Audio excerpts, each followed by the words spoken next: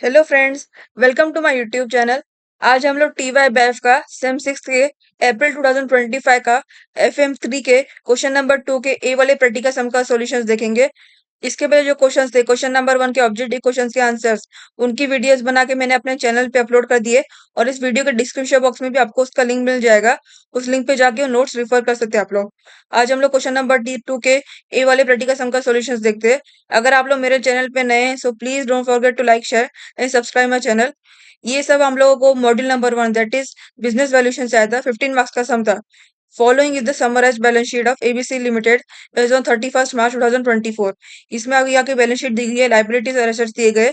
इसमें आप लोगों को क्या बनाने बोला गया, दैट इज क्वेश्चन में आपको net asset method, net asset value निकालनी है, यील्ड वैल्यू निकालनी है, फेयर वैल्यू निकालनी है।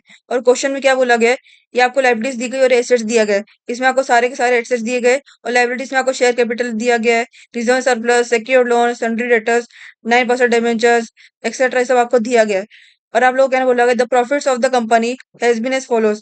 3 साल का आपको प्रॉफिट दिया गया, दैट इज 2024 का प्रॉफिट दिया गया अमाउंट, 2022 टू 2023 का प्रॉफिट का अमाउंट दिया गया, 2023 2024 का प्रॉफिट का अमाउंट दिया गया।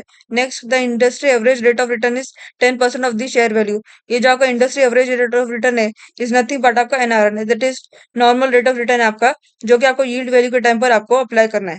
इसका कितना परसेंट दिया है, नॉर्मल आर एनआर का, दैट इज 10% दिया आपको। नेक्स्ट आपको बोला गया on 31 March 2024 the value of assets is as follows. अभी आप देख सकते हो, ये आपको एसेट्स दिए गए, उसकी वैल्यूज दी गई है। और जो ये आपके जो बैलेंस शीट में जो एसेट्स है उनकी वैल्यूज है, ये आपको क्या बोला गया, balance sheet of ABC limited as on 31 March 2024। यानी कि ये जो आपके एसेट्स है और उनकी वैल्यूज है, ये आपकी 1 अप्रैल से लेकर 1 अप्रैल 2023 से 31 मार्च 2024 की जो एसेट्स उनके बीच के दौरान की वैल्यूज है।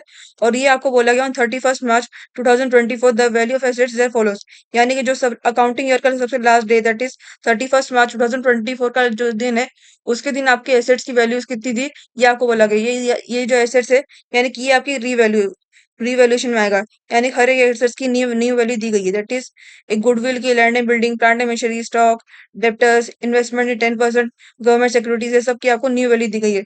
और वो जो आपकी है, वो आपकी 1 अप्रैल 2023 से लेकर 31 मार्च 2024 तक की दौरान की आपकी एसेट्स की वैल्यूज है। और ये आपकी last day, that is 31 March 2024 की एसेट्स की न्यू वैल्यूज है।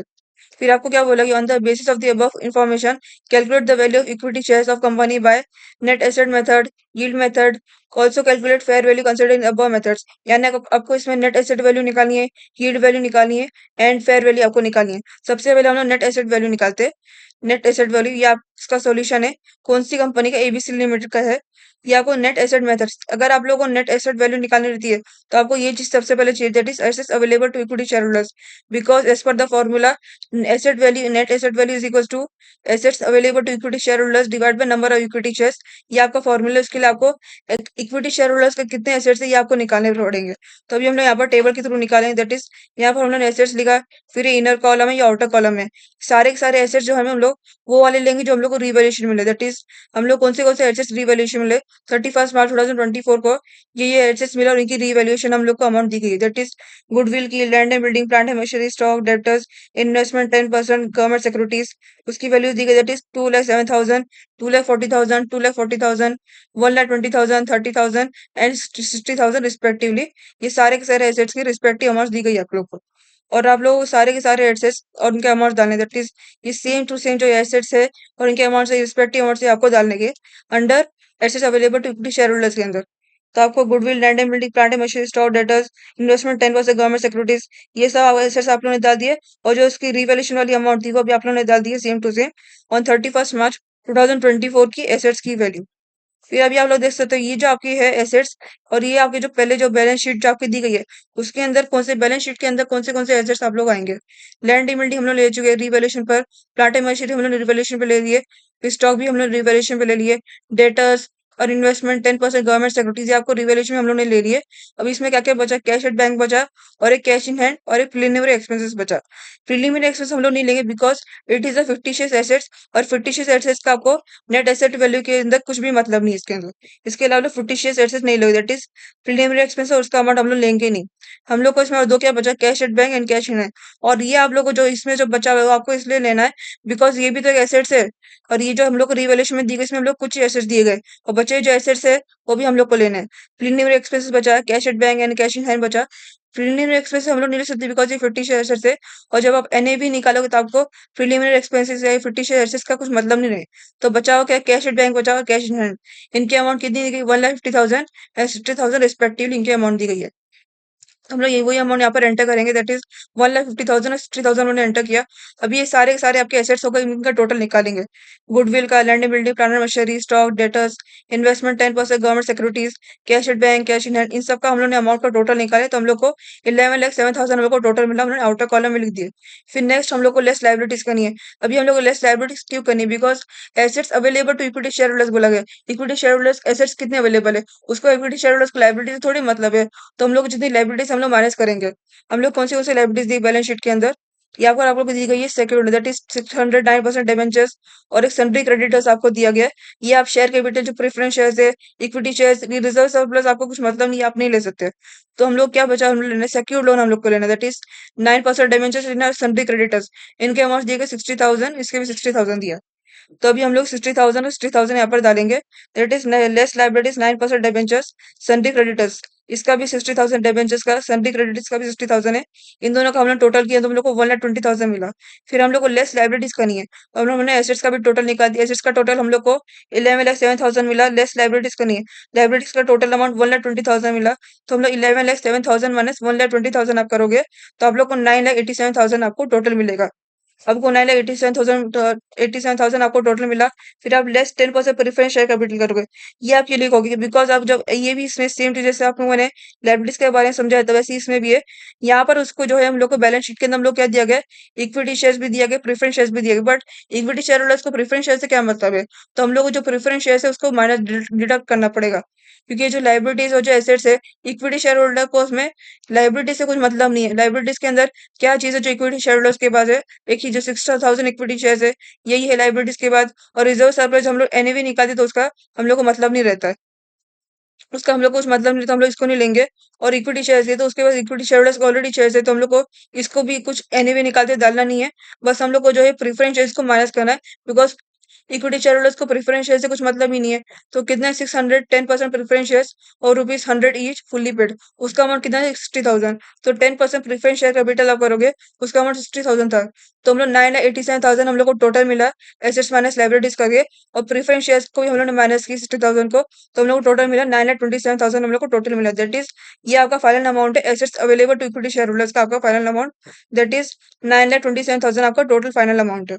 फिर अभी हम लोग उसको फॉर्मूले के अंदर अप्लाई करेंगे, as per the formula NAV is equal to assets available to equity shareholders divide by number of equity shares. आपको एसेट्स मिल गया, इक्विटी शेयर होल्डर्स का एसेट्स कितना है, that is 9,27,000 divide by number of equity shares बोला गया। अब balance sheet में देख सकते हैं आपको कितने इक्विटी शेयर्स दिए, दैट इज 6,000 इक्विटी शेयर्स और ₹100 ईच फुल्ली पेड।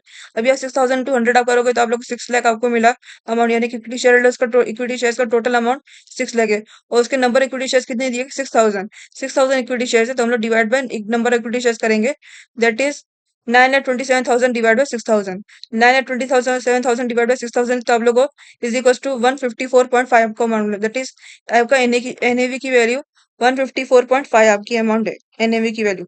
फिर नेक्स्ट हम लोग क्वेश्चन में निकालना है, that is yield method. Yield value हम लोग को निकालनी है, हम लोग को इसमें यील्ड वैल्यू निकालनी है। और यील्ड वैल्यू सबसे पहले हम लोग को निकालना था इस पर द फॉर्मेट एफएमपी हम लोग को निकालना था, फ्यूचर मेंटेनेबल प्रॉफिट निकालना रहता है। और आप इसमें क्वेश्चन में देख सकते हो, ये क्वेश्चन में आपको प्रॉफिट्स भी दिया गया है डिफरेंट ईयर्स के, आपको तीन साल के, आपको 3 एकेडमिक ईयर के प्रॉफिट्स दिए गए। और जब भी आपको प्रॉफिट्स दिया जाता है, यानी कि आपको वो एफएमपी के लिए निकालने के लिए काम आता है, एवरेज प्रॉफिट करके। तो अभी 2021-2022 का प्रॉफिट है 76,000, 2022-2023 का प्रॉफिट है 84,000, 2023-2024 का प्रॉफिट है 63,000। तो हम लोग तीनों को सम अप करेंगे, दैट इज 76,000 प्लस 84,000 प्लस 60,000 करेंगे तो आप लोगों को 2,28,000 टोटल मिलेगा। यहाँ पर आप लोगों को ये टोटल प्रॉफिट का अमाउंट मिल गया। लेकिन आप यार आप लोग देख सकते हैं, आपको एज पर द आंसर आप लोगों को एवरेज प्रॉफिट निकालना है। एवरेज प्रॉफिट कैसे निकालते हैं, that is sum of the total profits divide by total number of years. कितने ईयर्स दिए गए, 3 एकेडमिक ईयर दिए, दैट इज 3, 2020 2022, 2022 2023, 2023 2024, 3 एकेडमिक ईयर दिए गए। तो हम लोग को इसका टोटल प्रॉफिट कितना मिला, 2,20,000 हम लोग टोटल प्रॉफिट मिला। और 3 साल हम लोग को दिए, दैट इज 2,20,000 डिवाइड बाय 3 करेंगे तो हम लोग कितना अमाउंट मिलेगा, 76,000 हम लोग को एवरेज प्रॉफिट मिल गया। Average profit is equal to 76,000 rupees. और हम लोग को लेस प्रेफरेंस डिविडेंड करना है। इसी स्टूडेंट, जब भी आप लोग को कोई को बैलेंस शीट के अंदर आप लोग को प्रेफरेंस शेयर दिया जाएगा तो आप लोग को प्रेफरेंस डिविडेंड करके उसको लेस करना है। प्रीफरेंस, जब भी आपको बैलेंस शीट के अंदर शेयर कैपिटल प्रीफरेंस दिया शेयर दिया जाएगा तो आप लोग को वाइल फाइंडिंग और एफएमपी, तो आपको एवरेज प्रॉफिट से उसको माइनस करना रहेगा, दैट इज आपका प्रीफरेंस डिविडेंड कितना 10% है। और आपकी टोटल अमाउंट कितनी है यहाँ पर 60,000 प्रीफरेंस शेयर्स की। प्रीफरेंस शेयर्स की टोटल अमाउंट 60,000 है और इसका इंटरेस्ट कितना 10%। तो 60,000 इंटू 10% आप करोगे तो आप लोग को प्रीफरेंस शेयर का कितना प्रीफरेंस डिविडेंड कितना मिलेगा, दैट इज 6,000 आपको प्रीफरेंस डिविडेंड मिल गया। आपने 10% इंटू 60,000 की तो आप लोग 6,000 आपको प्रेफरेंस डिविडेंड मिल गया। अभी आप इन दोनों को माइनस करोगे, जब भी आपको बैलेंस शीट के अंदर लाइबिलिटीज के अंदर प्रेफरेंस शेयर दिया जाता है तो आप लोग को वाइल कैलकुलेटिंग एफएमपी आपको एवरेज प्रॉफिट से उसको माइनस करना था प्रेफरेंस डिविडेंड का। तो अभी उन्होंने माइनस किया, हम लोग कितना मिला, एवरेज प्रॉफिट 76,000 था, प्रेफरेंस डिविडेंड हम लोग को 6,000 मिला। तो 76,000 माइनस 6,000 की हम लोग 70,000 हम लोग को टोटल एफएमपी हम लोग को मिल गया। FMP next, as per the formula, सबसे पहले हम लोग को एफएमपी निकालना है यील्ड वैल्यू के लिए, फिर सेकंड हम लोग को रेट ऑफ एफएमपी निकालना है, बिकॉज रेट ऑफ एफएमपी हम लोग को फॉर्मूले के लिए काम आता है। और जो रेट ऑफ एफएमपी है उसके लिए हम लोग को एफएमपी का अमाउंट जरूरी होता है। तो रेट ऑफ एफएमपी कितना है, that is equal to formula FMP divide by paid of equity capital into 100। हम लोग ने यहाँ पर एफएमपी निकाल दिए, कितना मिला 70,000, और पेड इक्विटी कैपिटल यानी कि इक्विटी कैपिटल का अमाउंट कितना है, बैलेंस शीट के अंदर हम लोग को दिया गया इक्विटी कैपिटल का टोटल अमाउंट। इक्विटी कैपिटल का टोटल अमाउंट आप लोगों को इक्विटी कैपिटल का टोटल अमाउंट आप लोगों को 6,000 दिया गया। तो अभी हम लोग कितना एफएमपी कितना मिला, दैट इज 70,000 हम लोग को एफएमपी मिला। और 6 लाख आपका इक्विटी शेयर कैपिटल का अमाउंट है, इंटू 100 करेंगे, as per the form into 100 करेंगे तो आप लोग कितना मिला, रेट ऑफ एफएमपी है तो आपका परसेंटेज में आएगा। तो 11.67 आपका परसेंटेज आया, that is rate of FMP is equal to 11.67 आपका परसेंटेज है। फिर नेक्स्ट हम लोग यहाँ पर फॉर्मूला अप्लाई करें ईट वैल्यू से, हम लोग को एफएमपी भी मिल गया, जिससे हम लोग ने रेट ऑफ एफएमपी भी निकाल दिए। और हम लोग को रेट ऑफ एफएमपी मिल गया तो हम लोग को यील्ड वैल्यू निकालनी रहती है। Yield value is equal to कितना, rate of FMP divide by NRR into amount paid per share. अभी हम लोग ने यहाँ पर रेट ऑफ एफएमपी निकाल दिया, हम लोग कितना मिला 11.67, फिर डिवाइड बाय एनआरआर। मैंने आपको प्रीवियसली बताया था क्वेश्चन में, दैट इज आपका जो दिया गया है the industry average rate of return 10% of the share value. ये जो आपका industry average rate of return है ये आपको इज नथिंग बट आपका एनआरआर है, जो कि आपको यील्ड वैल्यू के लिए निकालने के लिए काम आता है। एनआरआर आपका कितना दिया गया 10%। तो अभी हम लोग क्या लेंगे, रेट ऑफ एफएमपी कितना मिला 11.67 डिवाइड बाय 10 आप करोगे, amount paid per share into amount paid per share यानी कि इक्विटी शेयर का हर एक शेयर का वैल्यू कितना है, ₹100 है। तो अभी हम लोग ने क्या किया, यहाँ पर रेट ऑफ एफएमपी हम लोग को 11.67 मिला और एनआरआर हम लोग को क्वेश्चन में 10 दिया गया। और हम लोग को बैलेंस शीट के अंदर अमाउंट शेयर का अमाउंट दिया गया 100।